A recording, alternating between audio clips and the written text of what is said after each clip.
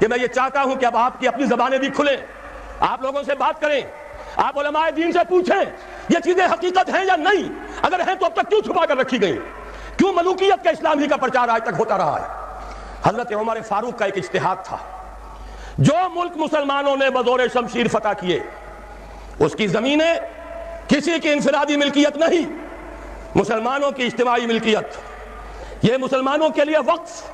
مسلمان نہ صرف اس وقت کے مسلمان، آنے والے مسلمانوں کے لیے بھی وقف، ان کی بہبود، مجموعی بہبود کے لیے خرچ ہوگا۔ اس پر جو لوگ کام کریں گے وہ خراج دیں گے، چاہے مسلمان ہو چاہے غیر مسلم ہو،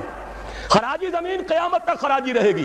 چاہے بعد میں کہیں ہماری بدقسمتی سے، شامت اعمال سے کوئی غیر مسلم حکمران آ جائے، پھر اگر آزادی حاصل کی جائے، سٹیٹس نہیں بدلے گا زمینوں کا، ونس خراجی آلویز خراجی۔ یہ ذرا سمجھ لیجیے علمی بات کیا ہے۔ قرآن حکیم میں ایک حکم ہے انفال کا، مال غنیمت کا، یہ سورہ انفال میں ہے 10ویں پارے کی پہلی آیت سے، اور دوسرا حکم ہے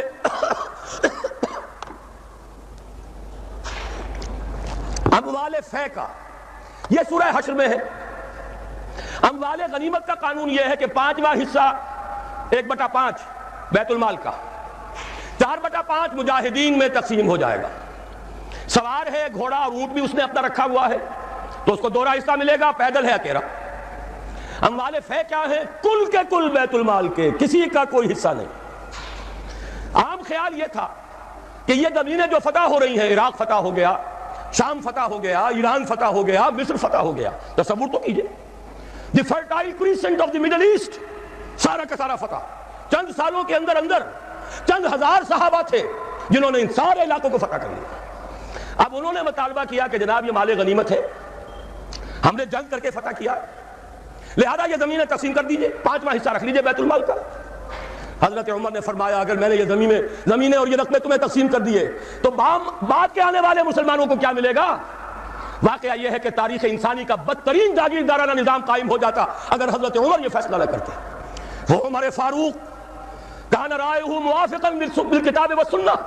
کتاب اور وحی کے مطابق ان کی رائے، بلکہ میں کہتا ہوں وہی ان کی رائے کے مطابق نازل ہوئی۔ وہ عمر بن الخطاب جن کے بارے میں حضور نے فرمایا کہ لو کان بعدی نبی لکان عمر، میرے بعد کوئی نبی ہوتا تو عمر ہوتے، یہ ان کا اجتہاد ہے، اور یہ اجتہاد کسی مولوی کا نہیں، امیر المومنین کا ہے،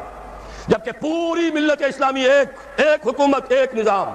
مذہب اور سیاست میں کوئی تفرقہ نہیں، وہی خطیب ہے مسجد نبوی کا اور وہی امیر ہے وہ حکومت کا، سربراہ ہے حکومت کا، اس کا اجماع اور خلافت راشدہ کا یہ اجماع، یہ تو گویا کہ ہمیشہ کے لیے اٹل قانون ہے۔